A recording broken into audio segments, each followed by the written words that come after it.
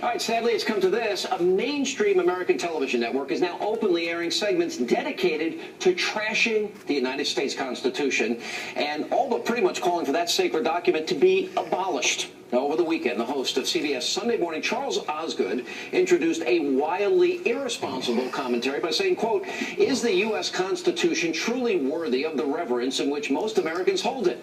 He then turned things over to a left-wing nut by the name of Louis Seidman. He's a professor at Georgetown University. Wait until you see this. I've got a simple idea. Let's give up on the Constitution.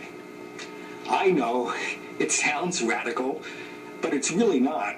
Constitutional disobedience is as American as apple pie. For example, most of our greatest presidents, Jefferson, Lincoln, Wilson, and both Roosevelts, had doubts about the Constitution, and many of them disobeyed it when it got in their way.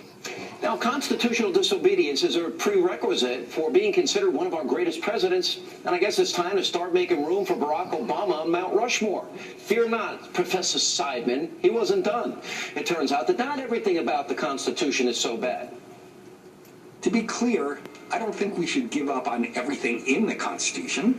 The Constitution has many important and inspiring provisions, but we should obey these because they are important and inspiring, not because a bunch of people who are now long dead favored them 2 centuries ago.